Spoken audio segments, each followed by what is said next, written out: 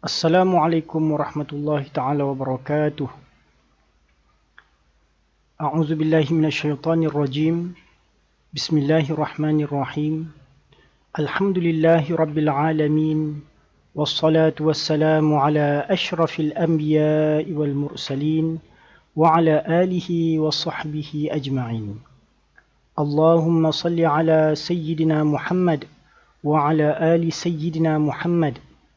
كما صليت على سيدنا إبراهيم وعلى آل سيدنا إبراهيم وبارك على سيدنا محمد وعلى آل سيدنا محمد كما باركت على سيدنا إبراهيم وعلى آل سيدنا إبراهيم في العالمين إنك حميد مجيد.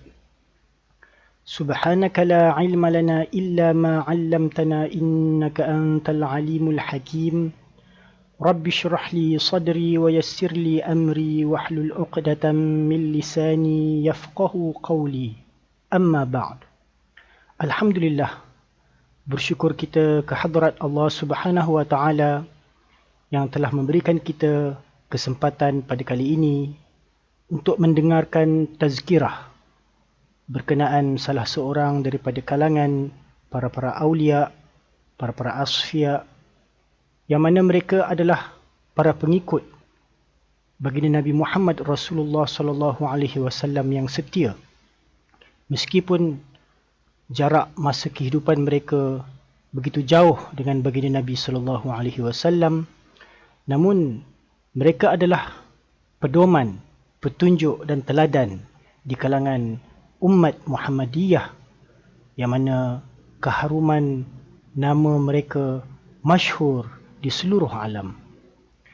Pada kali ini kita akan mendengarkan sebuah tazkirah daripada salah seorang Hazrat Khajagan Naqsyabandiyah, iaitu Hazrat Syekh Said Syamsuddin Amir Kullal rahmatullah alaih, yang mana beliau adalah merupakan guru mursyid kepada Hadrat Shah Naqsyaband Muhammad Bahauddin Al-Bukhari Al-Uwaisi rahmatullah alaih.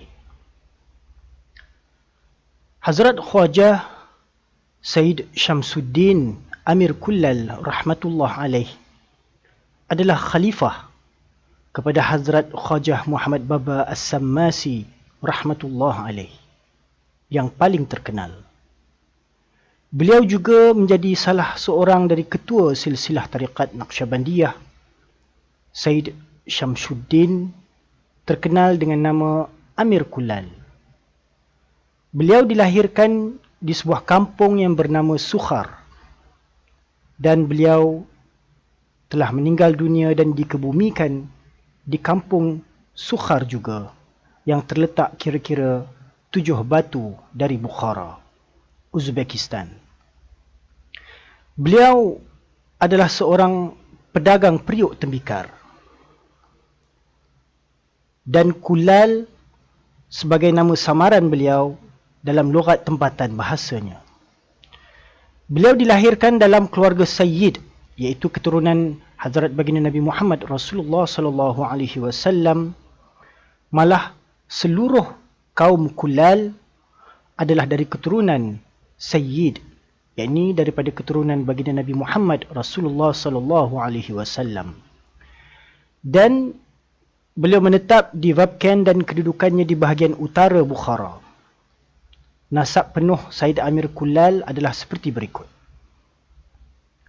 Syamsuddin Amir Kullal ibni Hamzah ibni Ibrahim ibni Muhammad ibni Hasan ibni Abdullah Al-Shahid ibni Ja'far ibni Husain ibni Ali ibni Hasan Al-Qayyim ibni Muhammad Husain ibni Ahmad Husain ibni Muhammad Ali Ad-Dainuri ibni Musa As-Sani ibni Ibrahim Al-Murtada ibni Musa Al-Kazim ibni Ja'far As-Sadiq ibni Muhammad Al-Baqir ibni Ali Zainul Abidin ibni Al-Husain As-Sibt, putera Fatimah binti Nabi Muhammad ibni Al-Imam Ali ibni Abi Talib Al-Hashimi Al-Quraisy radhiyallahu ta'ala anhum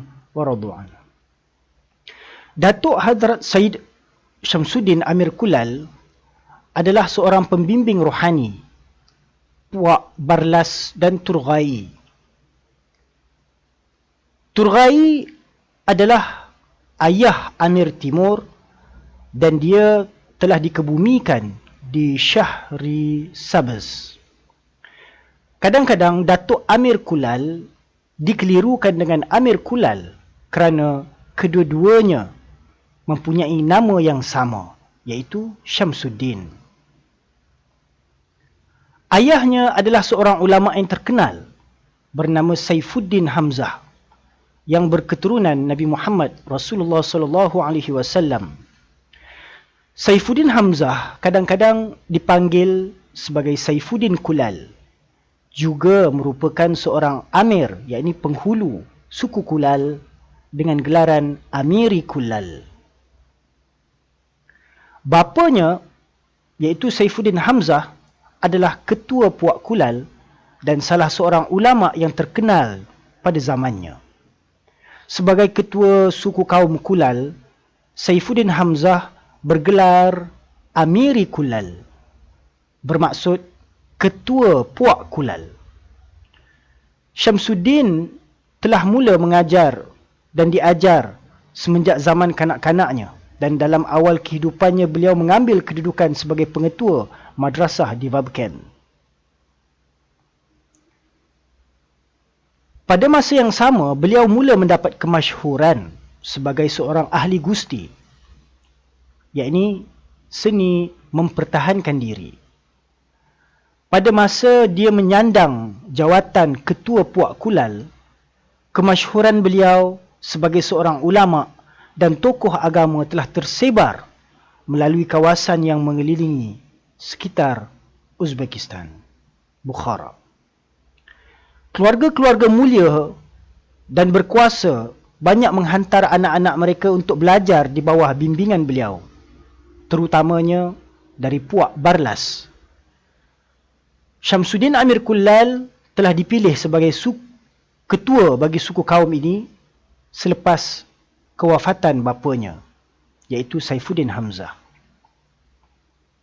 Walaupun semua ketua Puak Kulal telah dipanggil gelaran sebagai Amir Kulal, namun gelaran Amir Kulal telah menjadi lebih sinonim dengan Syamsuddin, sehinggakan ke hari ini beliau lebih diingati melalui gelaran Amir Kulal dan bukan dengan namanya sendiri, iaitu Syamsuddin. Sebagai ketua suku Kulal, tanggungjawab beliau semakin meningkat. Tetapi Hadrat Said Amir Kulal rahmatullah alaih terus mengajar di madrasah. Salah seorang daripada murid-murid Amir Kulal rahmatullah alaih yang paling terkenal adalah Hazrat Shah Muhammad Bahauddin Naqshband Al-Bukhari rahmatullah alaih, yang pernah bekerja sebagai Al-Gojo di Bukhara di bawah pemerintahan Qazan Khan bin Yasaur. Hadrat Said Amir Kulal rahmatullah alaih mempunyai anak didik rohani yang ramai.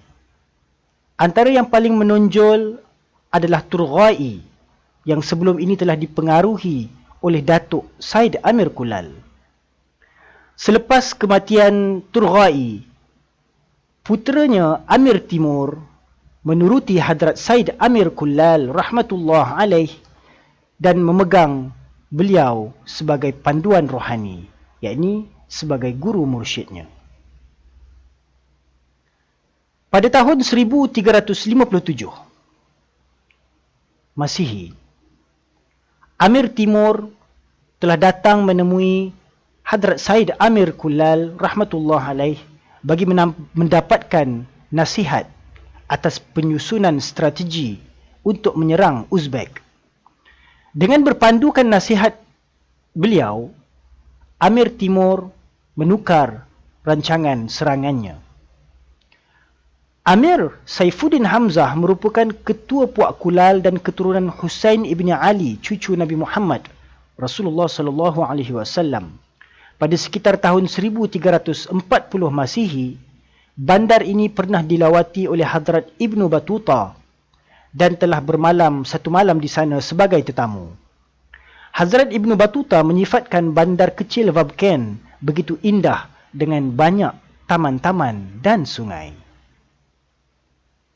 Selepas kematian ayahandanya Saifuddin Hamzah, Syamsuddin mengambil peranan sebagai ketua puak dengan nama baik beliau sebagai ulama terulung. Agama telah tersebar melalui Turkistan dan gelaran Amir Kulal telah menjadi sinonim dengan beliau dan kekal sehingga ke hari ini. Kemuliaan keturunannya dan keturunan kemuliaannya.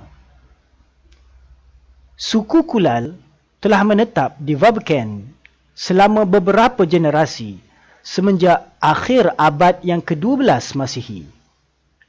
Suku Kulal cepat menubuhkan pengkalan industri kecil di pasar, pusat Vabkent dan banyak kilang-kilang telah dibangunkan di kawasan sekitarnya dan terus beroperasi dengan baik sehinggalah ke abad ke-16. Penempaan shilling, keluli, tembikar dan pengilangan adalah industri yang utama di sana. Tembikar kaca dan jubin yang dikeluarkan tidak dapat ditandingi dengan kualiti dan kuantiti, justru menjadikannya sebagai bahan ekspor utama untuk mereka meraih pendapatan. Kulal adalah gelaran mereka kepada tembikar. Suku Kulal tinggal di persekitaran Bukhara dan ia merupakan sebuah bandar yang terletak di tengah-tengah masa dan zaman yang paling bergelora, tetapi kekal selamat dan berada di garis api permusuhan. Tidak pernah dalam sejarah mereka, selama beberapa abad, mereka menyerang atau bandar kubu kuat mereka dimusnahkan. Ianya kerana 3 sebab yang utama. Pertamanya, kerana seluruh suku mereka terkenal sebagai keturunan baginda Nabi Muhammad Rasulullah sallallahu alaihi wasallam.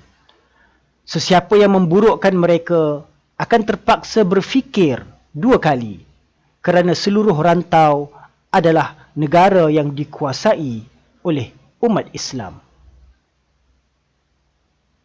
Yang kedua, bandar ini dikelilingi oleh bentuk muka bumi, taman-taman dan kehijauan yang bersimpang siur dengan pelbagai sungai dan aliran pada satu sisi dan padang pasir yang tandus dan tidak berpenghuni yang tidak berkesudahan di hujung sisi yang lain.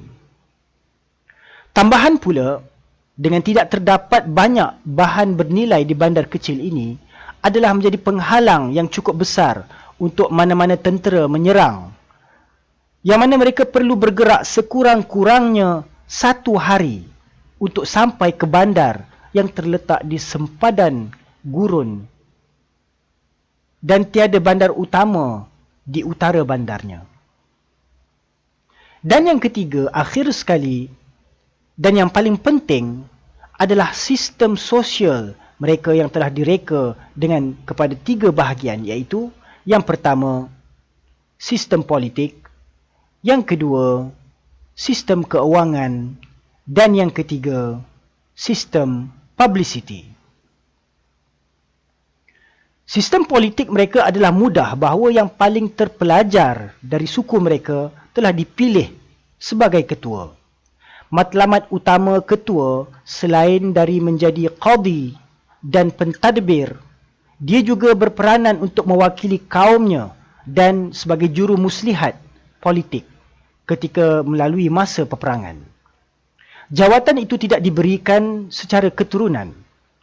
Tiada tuntutan takhta keturunan, bermakna tidak ada satu keluarga dalam suku yang akan membesar sehingga telah mengumpulkan sebahagian besar kekayaan, puak dalam beberapa generasi. Kerana ia akan menjadi rasuah. Ini mengelakkan sebarang pergelutan antara waris mana-mana penghulu yang sudah mati kerana mereka ada sesuatu maksud untuk berjuang. Sistem keuangan mereka adalah lebih maju dari sistem politik pada masa itu. Semua kilang-kilang pembuatan telah dimiliki pada dasarnya oleh masyarakat. Sesiapa yang sanggup dan mahir telah dibenarkan untuk mengendalikan dan menyara hidup sendiri. Selagi dia menyimpan struktur bangunan yang dikekalkan dan menderma untuk pembinaan struktur yang baru. Suku Kulal menggunakan kaedah publicity yang bijak untuk menghalang mana-mana penceroboh.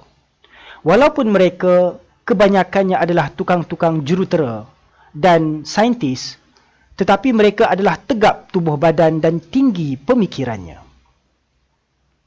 Mereka menggunakan ini untuk faedah mereka dengan menggalakkan ahli-ahli muda daripada suku mereka untuk mempelajari kemahiran pertempuran yang perlu dan mengambil gusti sebagai sukan yang pada masa itu Hadrat Said Amir Kullal ianya telah menjadi sukan dagangan untuk semua pihak. Puak yang mengadakan pertandingan tetap di Vabkent dan Bukhara, di mana orang luar juga dibenarkan untuk bersaing. Hampir selalu, kejayaan berpihak pada para belia suku Kulal yang menyerapkan anggapan bahawa suku Kulal sebagai pahlawan unggul dan sengit. Oleh itu, tanpa pernah berperang untuk tempoh lebih daripada 3 abad, suku Kulal memegang nama baik sebagai para pahlawan dan ahli gusti yang sengit. Ibunya yang dirahmati pernah berkata, semasa saya mengandungkan Said Amir Kullal, dia di dalam rahim saya akan mengalami sakit perut setiap kali saya makan makanan yang meragukan syubhat. Apabila hal ini telah terjadi beberapa kali, saya sedar bahawa semua ini adalah disebabkan sifat serinya anak yang saya kandungi dalam rahim saya dan bahawa dia adalah makhluk yang luar biasa. Selepas itu, saya menjadi sangat berhati-hati dan pada setiap ketul makanan yang saya ambil ke dalam mulut saya dan saya menunggu anak saya dengan harapan yang sangat tinggi. Dalam kenyataan lain, ibunya diriwayatkan sebagai telah berkata, apabila saya hamilkan dia, setiap kali tangan saya pergi ke arah makanan yang syubhat, saya tidak dapat menyampaikannya ke mulut saya. Inilah yang berlaku kepada saya banyak kali. Saya tahu bahawa saya mempunyai seseorang yang istimewa di dalam rahim saya. Saya berhati-hati dan memilih makanan saya dari makanan yang terbaik dan tentunya halal. Ibunya berkata bahawa di zaman kanak-kanaknya, beliau adalah seorang yang meminati gusti. Dalam usia mudanya, Hadrat Said Amir Kullal adalah seorang yang berminat penuh untuk menjadi seorang ahli gusti. Beliau telah belajar dan mengamalkan semua seni mempertahankan diri sehingga beliau menjadi salah seorang ahli gusti yang paling terkenal pada zamannya. Semua ahli gusti akan berkumpul di sekeliling beliau untuk belajar daripada beliau. Ramai orang akan berkumpul untuk menyaksikan beliau bergusti dan mereka akan mengikuti perlawanan dengan penuh minat.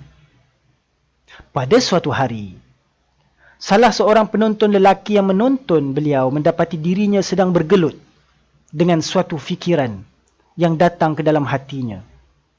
Tertanya-tanya dengan persoalan berikut. Bagaimana seorang sayyid berketurunan Nabi Muhammad Rasulullah sallallahu alaihi wasallam yang amat berpengetahuan dengan ilmu syariat dan tariqat, semoga Allah memberkati beliau dan memberinya keamanan. Bagaimana beliau boleh terlibat dalam sukan gusti seperti ini? bagaimana dia boleh menikmati sukan yang remeh yang boleh dianggap sebagai perkara bid'ah ini. Pada ketika itu, tidur telah menguasai diri Said Amir Kullal, hingga dirinya terlena ketika berada dalam hiburan gelanggang perlawanan gusti tersebut. Dia telah bermimpi, dan di dalam mimpinya lelaki itu melihat bahawa kiamat telah berlaku dan bahawa dia sedang berada dalam susah payah, terkial-kial, lemas di dalam air. Kemudian tiba-tiba Hadrat Said Amir Kullal muncul di hadapannya dan dengan kekuatan tenaganya telah menarik dia keluar dari air tersebut dengan sekali tunda. Lelaki itu bangun dan dia menyedari bahawa Hadrat Said Amir Kullal rahmatullah alaih telah memerhatikannya semasa perlawanan gusti tadi. Said Amir Kullal menunjukkan pandangannya kepadanya dari jauh sambil berkata, "Adakah kamu menyaksikan kuasaku dalam gusti dan kuasaku dalam syafaat?" "Ya, kami menjalankan amalan yang bergelut untuk menyelamatkan orang biasa seperti kamu dengan menyeret kamu keluar dari kancah." Pada hari yang lain, Hazrat Khwaja Muhammad Baba Sammasi rahmatullah alaih telah hadir di gelanggang gusti tersebut. Beliau telah duduk di suatu sudut dan menonton perlawanan gusti.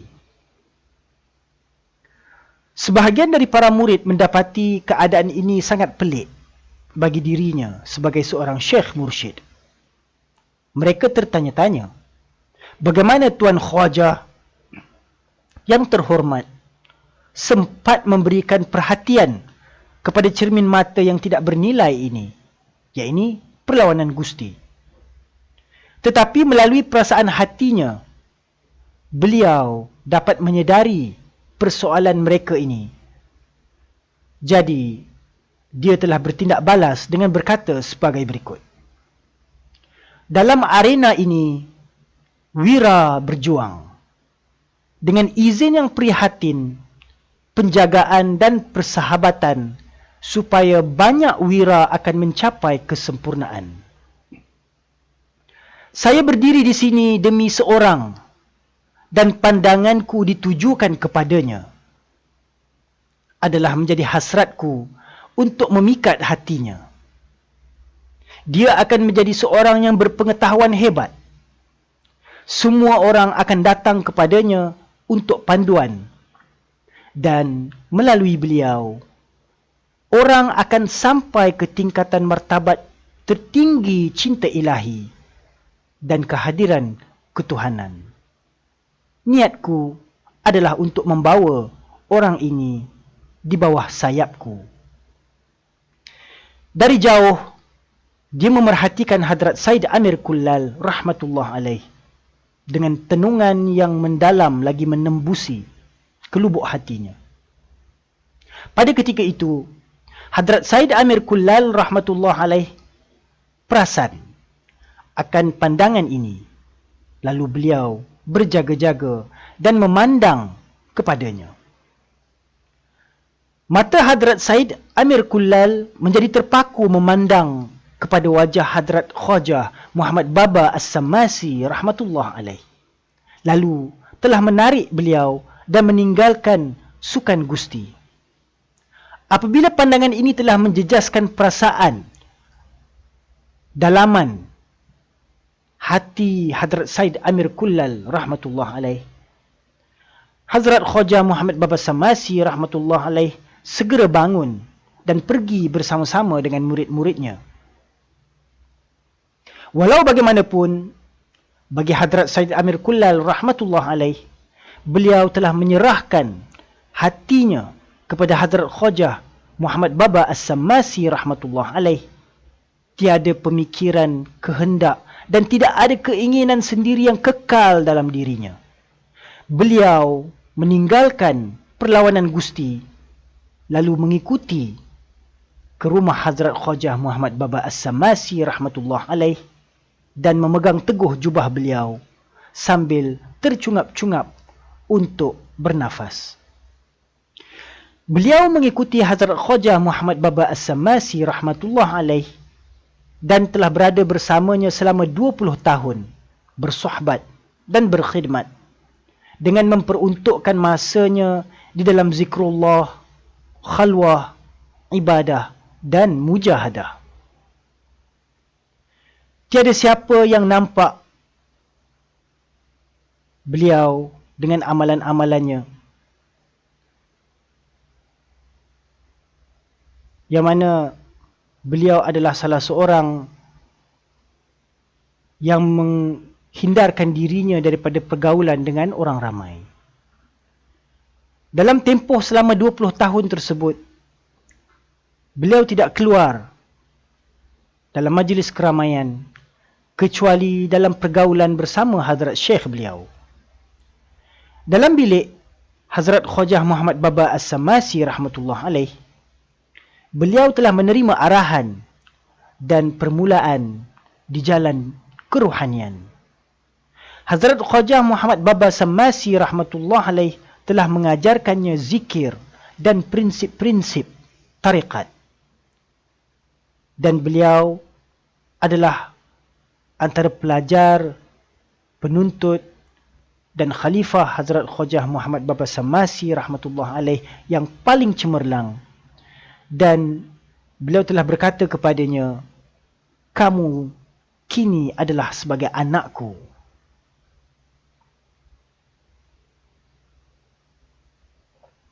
Sesudah itu tiada sesiapa pun yang menyaksikan Hadrat Said Amir Kullal di pasar-pasar atau di bazar-bazar mahupun di gelanggang gusti.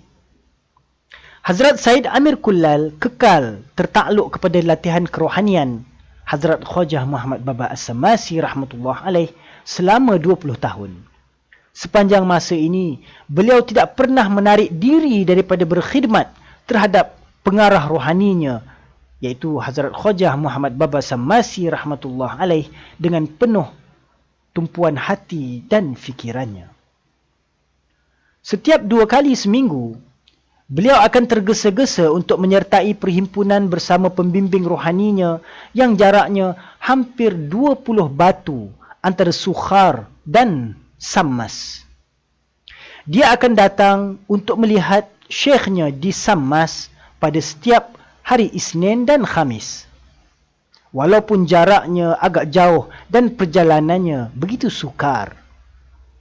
Amalan ini berterusan sehingga beliau mencapai keadaan mukasyafah yang mana telah dibentangkan kepadanya. Pada masa itu, kemasyhuran beliau mulai tersebar di mana-mana sehinggalah ketika beliau meninggalkan dunia yang fana ini. Hazrat Said Amir Kullal berusaha begitu keras dan gigih atas perjalanan tarikat. Dan beliau adalah merupakan seorang sarjana yang bijaksana dalam perjalanan tarikat ini.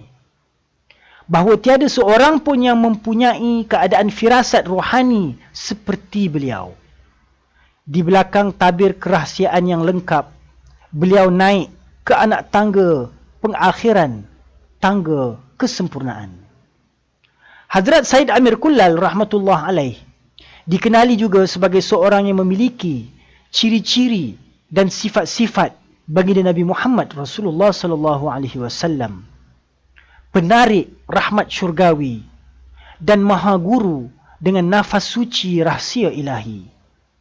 Beliau adalah seorang mujaddid syariat dan sarjana tarikat, pembina hakikat dan panduan untuk sekalian makhlukat. Beliau sangat terbeza dalam penguasaan ilmu kerohanian di kalangan orang-orang salihin pada zamannya. Beliau mempunyai 4 orang putera, iaitu yang pertama Said Amir Burhanuddin, yang kedua Said Amir Hamzah, yang ketiga Said Amir Shah, dan yang keempat Said Amir Umar. Hadrat Said Amir Kullal rahmatullah alaih mempunyai bilangan pelajar yang kemudiannya menjadi tokoh-tokoh dalam sejarah Islam, termasuklah Hazrat Shah Muhammad Bahauddin Naqshband Al-Bukhari Al-Uwaisi rahmatullah alaih, dan salah seorang muridnya juga yang terkenal iaitu Hazrat Amir Timur.